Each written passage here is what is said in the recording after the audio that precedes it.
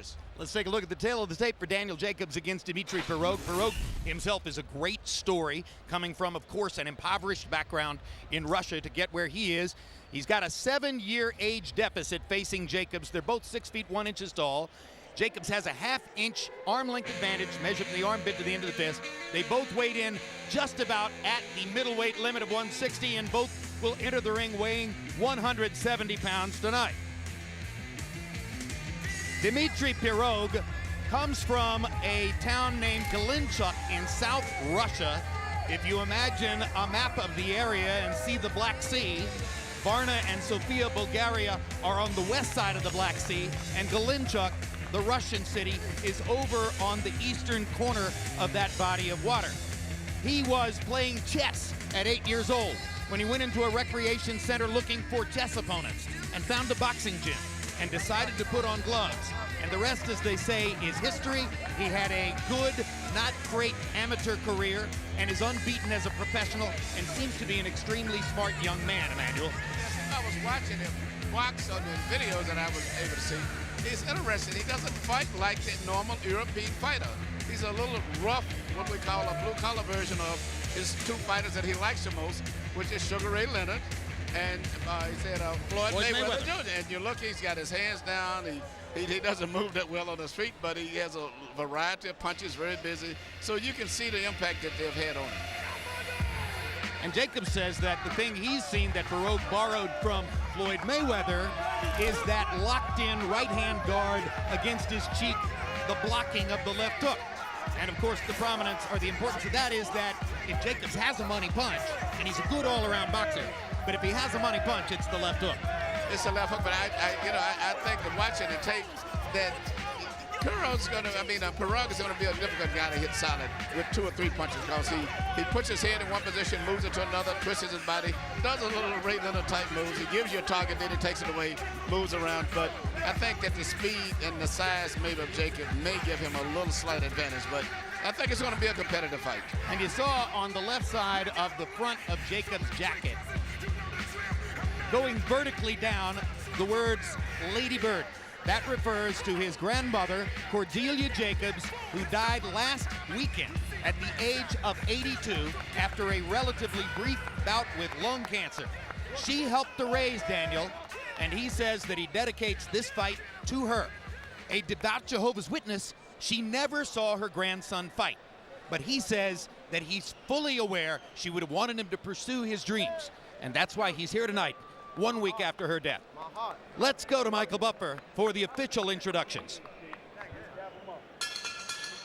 Ladies and gentlemen, before we continue with this next contest, last week, a great friend of boxing, and indeed a great friend of the world of sports, a longtime legendary sports journalist for the New York Daily News, passed away.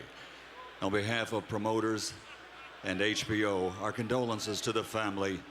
And at this time, we ask you all to remain silent as we toll a memorial count of 10 for one of the great sports writers in the business, Vic Siegel.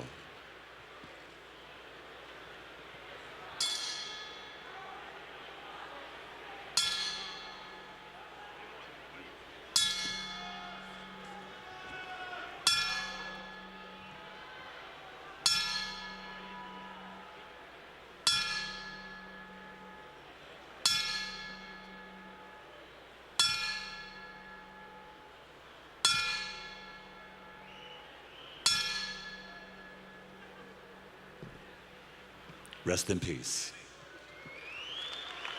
And now, ladies and gentlemen, from Mandalay Bay, Las Vegas, this is a world title contest. And it's brought to you by Golden Boy Promotions with Marquez Promotions in association with Arthur Polulo Banner Promotions and German Titov Promotions. Sponsored by Tecate Cerveza con Carácter and AT&T Viva Mexico plan. Make calls with your wireless phone to Mexico or from Mexico as if they were local calls. Sanctioned by the Nevada State Athletic Commission and World Boxing Association. Supervisor for the WBA, John Duggan. The 3 judges at ringside scoring this contest will be Dwayne Ford, C.J. Ross and Paul Smith. And inside the ring, your referee in charge of the action, Robert Byrd. And now, ladies and gentlemen, 12 rounds of boxing for the vacant WBO Middleweight Championship of the World.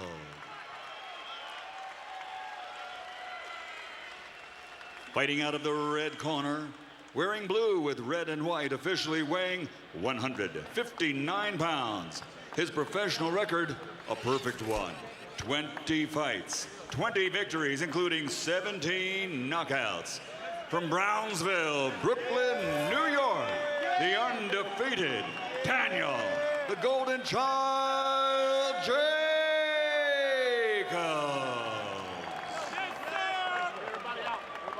And fighting out of the blue corner, wearing blue with black, official weight 160 pounds. Also, a perfect professional record consisting of 16 fights, 16 victories, including 13 knockouts. From Galenchik, Russia. From Russia with love, the undefeated Dmitry Pirog.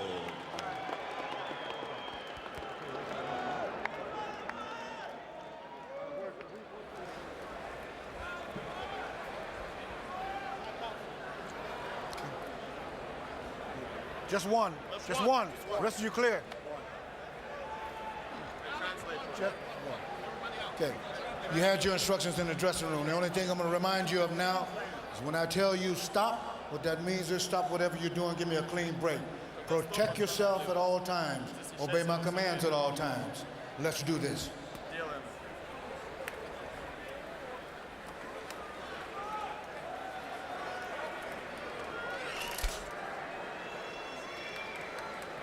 You see the difference in punching power, at least as exhibited against the opponents that each guy has fought. 10 knockouts so far for Jacobs in the first round, and Pirog with only one of them.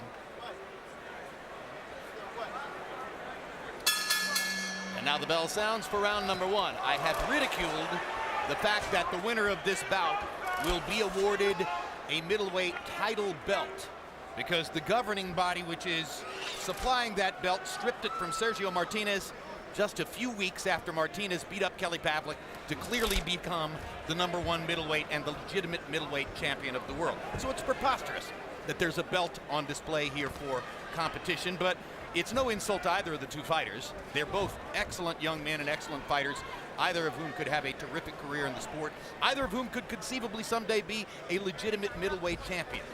But to call him now, call one of them that now is absurd. Well, right away you saw Danny Jacobs come by and try to land a big right hand, which was a good move. But as I'm studying his face, I think an expression, I think he's developed a little respect for Dmitry at this point. And he's realizing that his upper body movement and his head movement is going to create a slight problem, because it's not that easy to hit Pirog that easy with the head punches. He moves very well. Well, the first thing everybody who has seen him says about Dmitry Pirog, and this was clear on the tapes at which we looked, he is not the classic stand-up European fighter. No. He is a guy who bends at the waist, has a lot of movement, and he has watched American fighters constantly. You can see it in his style. Look at that. Very, very relaxed.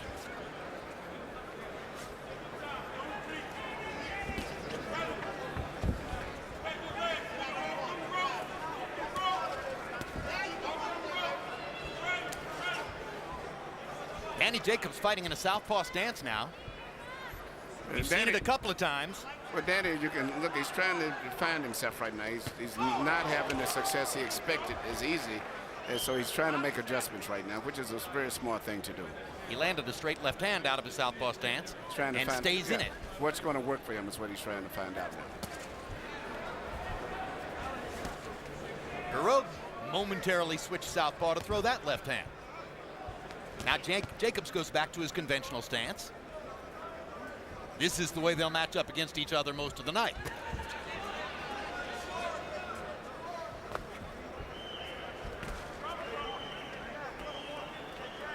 Shots.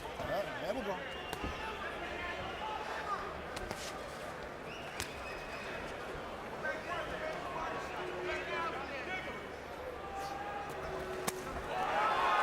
right hand by Pirog. Jacobs kind of leaned into it for him. Jacob still has not found a way really to effectively land punches on Pirog. Pirog's upper body movement is really creating a problem for him.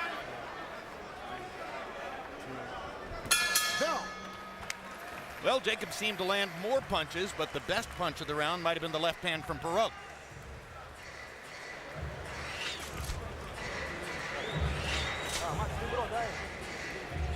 Не надо, Влад. Попивай по чуть-чуть. Все, сел, расслабился. You tight up on your defense, you can always come off the block. They don't like it when you back them up. Okay. You can't let them leave. Nice and easy. He's right there for you. You know what I'm saying? Your speed is your power. The speed is your power. Keep the jab in his face. Short combinations when you get close. Don't go over the top. Bring him up. All right, come on, Stay focused. Good round. You're looking good, champ. Wide margins of. You want that one? I don't think you want Nah. it. Let's pick it up. It's just close. You're just making it too close.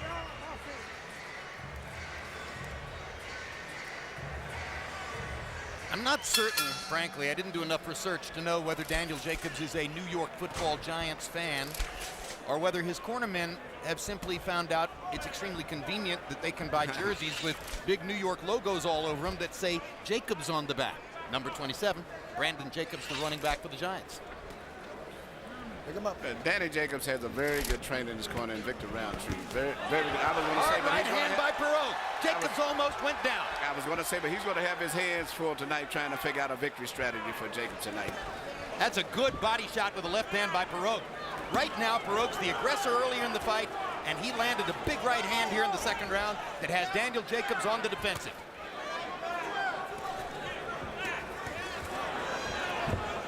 You were about to say that Jacobs' terrific trainer, Victor Roundtree, He's going to have his hands full tonight, Yep. trying to plot a strategy, because I know they were not expecting this type of a fight from Pirog. Pirog is a very, very good fighter. is he relaxed enough on this stage? Very Looks like relaxed. he lives in Vegas. I was, yeah, especially if it's his first time fighting here, but he said he's made quite a few trips here attending fights. Says and he's train- only and been here train. a week. Says he didn't take that all that easily to American food. Didn't go to the Russian restaurant here in the hotel because that wasn't really Russian food to him. He's beating Jacobs up in this round.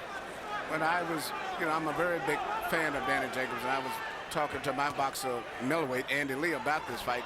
He says Danny's going to have his hands full, Emmanuel.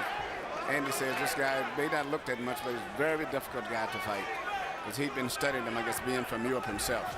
The once unbeaten Andy Lee, another very skilled middleweight, still trying to recover from the unexpected loss that derailed his career. It's tough.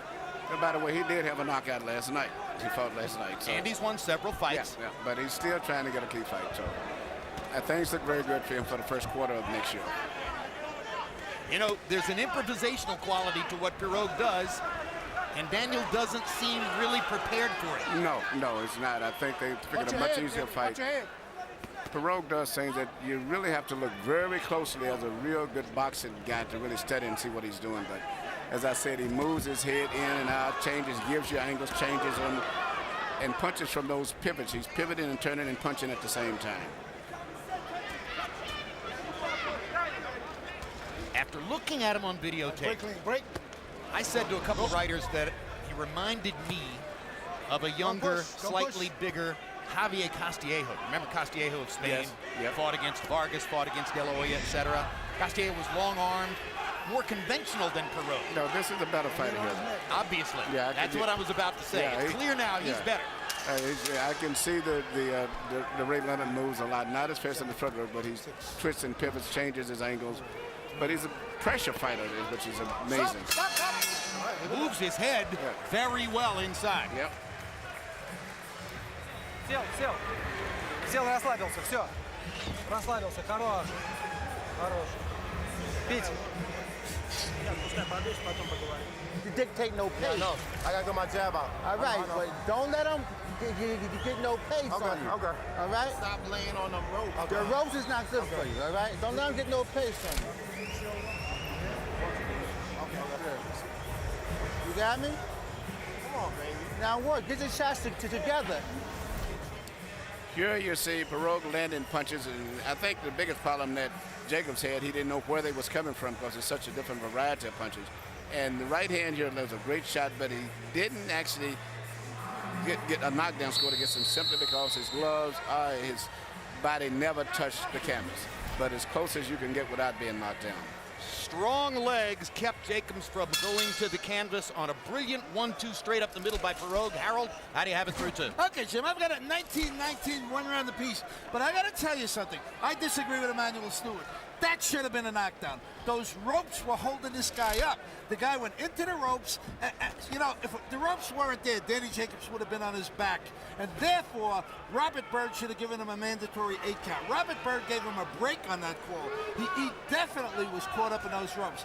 Be as it may, Danny Jacobs probably pulled out the first round with good, strong right hands. Pirog beat the heck out of him in the second round, 1 round apiece. CompuBox numbers favored Jacobs in round 1. CompuBox numbers clearly favored Pirog in round 2, as you might expect. I didn't see the ropes hold. He was bending forward. I think it was a pretty close call. He was bending forward when he regained his balance, and not that he was back in the ropes holding where he would have fell out of the ropes. I was watching his butt on the replay, looking for exactly that, and I think his butt was just in front of the rope instead of on it. But yeah, it was a very close call. Certainly, Byrd wouldn't have been criticized if he had given the 8 count. I think the more important problem is Danny Jacobs trying to figure out the movements and the pressure that's being applied to him from all angles. Well, he agreed with his cornerman that he can't be backed up against the ropes, that the ropes are not a good place. But Pirog has him against the ropes again. And now there's a look of concern on Jacobs' face that shows you that there are mysteries in there for him which need to be solved. I saw that look after the first 30 seconds. Yeah, you did. Yeah, and so he was having problems hitting him, not like they had rehearsed and planned. So, you just have to make adjustments if you can. You realize you got a very talented fighter and start boxing different.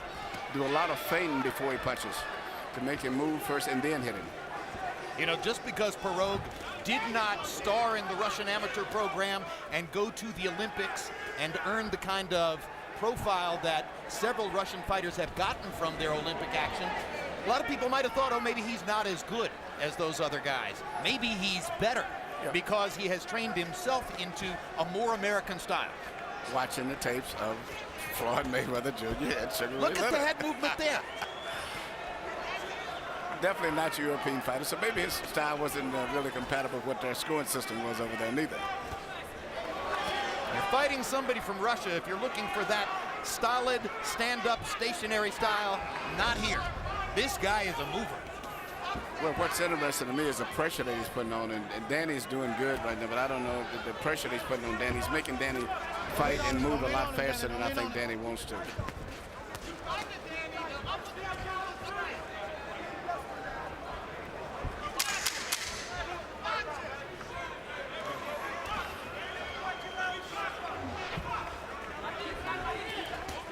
Right hand by Jacobs. Good, man.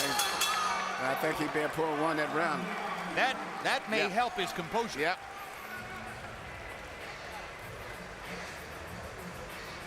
His ass off. All right, you got me? Nice But let your hands flow a little better. Who's the number No, one? let your hands flow. Right there. Take a deep breath. Take a deep breath and get your combinations off. All right? Get your combinations off. Look, your jab is beautiful. Use your jab more. The double and triple your jab. If you get him going backwards, keep him going back. But like I know, he cannot fight going backwards. Keep him more balanced. Don't let him dictate no pace. Right here, you can see the great defense of Pirog, which is his upper body movement. He pivots and turns, good head movement. Very, very difficult to land with 2 punches, even if you're hitting with 1 punch. Right here, you see Jacobs land a beautiful, clean right hand, probably the best punch he's landed tonight. And that's what he's got to keep doing. And after he lands those punches, get away right away, move away. But he's going to have to be in great shape tonight because he's going to have pressure on him all night long.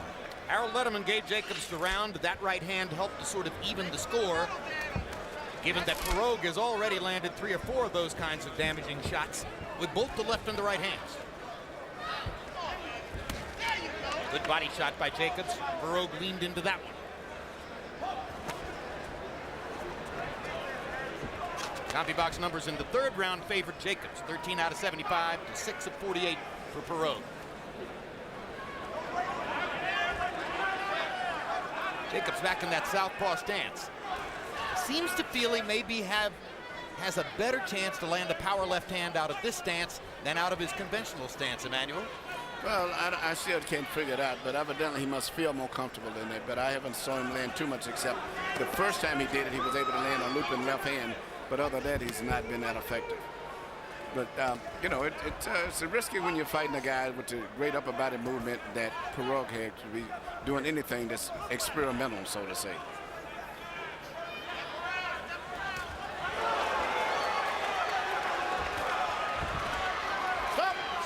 Pirog's got a little bit of showboat in him, too. Definitely not your regular. Talking to Jacobs in there. Jacobs hammering to the body.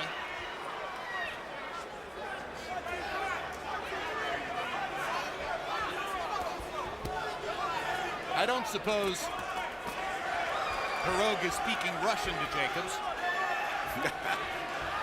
You know what surprised me? A lot of these guys, they speak a lot better English than they let you on to think. Because most of them had it extended in their school over there. They take it in first grade. Yeah, but they try to let you think that they don't speak, but they understand a lot of things when we're speaking to them. Well, that was always the old Soviet persona. I mean, during the days of Soviet Union control of sport in those countries, people who spoke perfect English were absolutely deaf and dumb when American reporters were around. Yeah, and as soon as you leave, then they start speaking.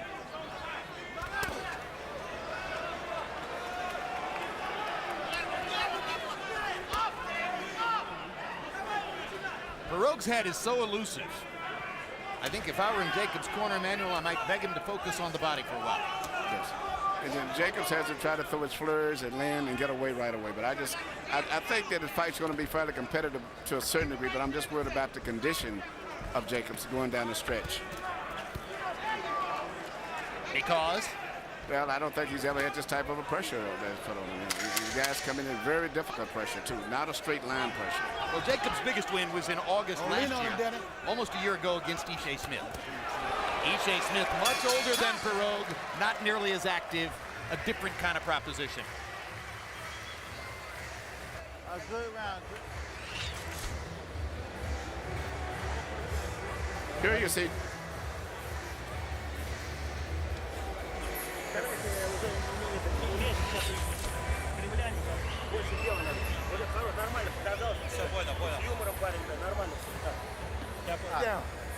Okay. Everything is off the block. Everything is off the block. If you want to get your combination up, bring your defense back up. He come at you, catch, come back at him. All right? If you get him going back, he step back, you do your 1, 2, 3, 4. And keep on going back. This is something totally new to Jacobs right now, being hit with the punches that he's been hit with tonight, and then also an opponent that he can't seem to control and make an adjustment to. But seemingly between rounds, studying his expression, he seems to be adjusting very well. CompuBox numbers in the fourth round, Jacobs 26 out of 73, and Pirog only 8 out of 51. That makes it sound as though Jacobs easily won the round. You can see that Harold gave it to Pirog, who landed the more significant blow. So this is a fight in which CompuBox numbers may not give you as accurate a profile of what's happening as is normally the case because of what an unusual style Pirog demonstrates in the ring.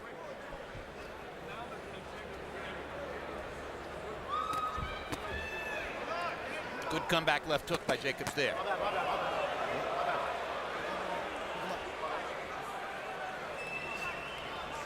What was that, Emmanuel? You know, I think he just told him to hit me low, but not even a big issue of it, which I think is good. Yeah, I didn't see anything really land low. It was low. It was low, but I don't think it was intentional, and I don't think it was. Oh, down goes Jacobs on a perfect right hand. Right on top. And that may be that. No way. Robert Byrd won't even finish the count. He waves his arms, and Jacobs is gone on a stunning knockout by Pirog. Well, you said it, Emmanuel. He's never seen anything like the opponent with whom he was in there tonight. And Dmitry Pirog has just produced one of the shockers of the year. Well, Andy Lee, you was right. Andy Lee, Jorge Linares. Yep. It happens to a lot of the great prospects. Yep. Amir Khan. So add Daniel Jacobs to the list that includes Andy Lee, Amir Khan, and Jorge Linares, whom you saw in the first fight tonight. Yep. Can you come back from the shocking early knockout in your developing career? But this was this guy was fighting a good fight all the way through. To me, although I saw the fight should have been close, I could see going down the stretch, I liked the way that Pirog was looking. Do you suppose the governing body that stripped that title belt from Sergio Martinez, the legitimate middleweight champion of the world, and put it up for competition here, was hoping that Dmitry Pirog would take it back to Galinchuk, Russia? No, I thought it would start with Danny Jacobs. I but doubt it. After seeing Pirog is going to be a problem for anybody. Serves the governing body right. Here's the right hand, and boom! Jacobs was asleep for 5 seconds. That was enough to convince Bird that it was over. Just at the moment when Bird waved off the count, that's when Daniel looked up and seemed to say, wait a minute, I'm still here. But, alas, the knockout had already been scored. But look at the body movement of Pirog coming in from all kind of angles, not just his upper body, his footwork, his balance. It's just very, very difficult to fight with a guy like him. What a cagey, scary athlete he is. Fights like an old veteran fighter. Daniel Zaragoza. From America, too. Daniel Zaragoza. He reminds me of Zaragoza in his improvisational style. All three judges had Jacobs up 3 rounds to 1. Let's go to Michael Buffer for the particulars on the knockout. Ladies and gentlemen, here at Mandalay Bay, a new middleweight star is born. The winner at 57 seconds, round number 5, still undefeated, and now the new WBO middleweight champion of the world, from Russia with love, Dmitry Pirog.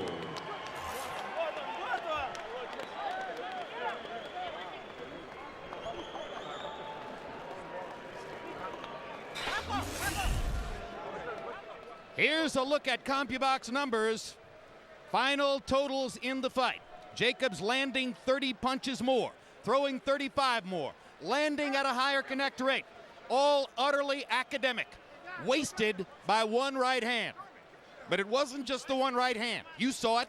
Pirog landed several clean, hard shots throughout the fight against a Daniel Jacobs who seemed a bit surprised by the style which appeared in front of him tonight. Let's take a look at the power shots. And you can see here that Jacobs had the edge there too, landing 24 more, throwing 7 fewer, landing at a higher connect percentage again. As we mentioned just before the knockout, it was one of those nights when CompuBox numbers weren't necessarily going to provide the profile you expected. And now we are joined here at ringside, very graciously I might add, by young Daniel Jacobs, and obviously a disappointed young man. Danny, what happened? Well, everything was just too fast. You know, with the devastation of a lot of things going on in my life right now, with my grandmother passing, everything, I didn't have a time to train as hard as I wanted to, but you know, no complaining. I just hope my family can forgive me. I know everybody back home watching me. I love you. In this hard time that we're going through, everybody, keep your faith in me. We're going to make it through this time. Some might have been misled by Pirog's absence of identity into thinking that this was an easy assignment. You made clear yesterday that you fully understood it was not an easy assignment. What is it that's tough about him? Well, he just threw a lot of shots that I didn't see. And the right hand is one of those shots that I didn't see. And, you know, hopefully I could come back and reclaim my throne and take it all the way to the top. Are you suggesting that you were more distracted by your grandmother's death than in retrospect you thought had been the case? Well, I think if I would have had a great camp and I could have focused 100%, then I would have gave a better chance. But my legs wasn't there. No taking away from Dmitry Pirog. He's a great fighter, but you know, it was just one of those things. And like I said before, I want to thank my family in this hard time for giving me their support, and I love everybody back home. We mentioned on the telecast, this happened to Jorge Linares, who was in the first undercard fight here tonight. It happened to Amir Khan. It happened to Andy Lee. It happens sometimes to young prospects. What is in your mind now as you look forward to the future? Well, right now, I just want to go home and hold my family. I know everybody's going through a tough time, but I just want to go home and soak in on the love, because it's a lot of love home. And, you know, this is a sport. You know, family's more important, and hopefully I could go back and still be that superstar to my family. All right, Daniel, you deserve a ton of credit for coming down to speak to us after this unexpected and shocking knockout. We wish you the best of luck in the future. And, hey, Jorge Linares already proved tonight this doesn't have to be the end of anything. Thank you. To my family, I love y'all. I'm sorry, but I'm coming home to be with y'all. I love y'all. Daniel Jacobs from Brooklyn, New York, suffers the first loss of his professional career, but there is a lot more in the future for this young man. And what a show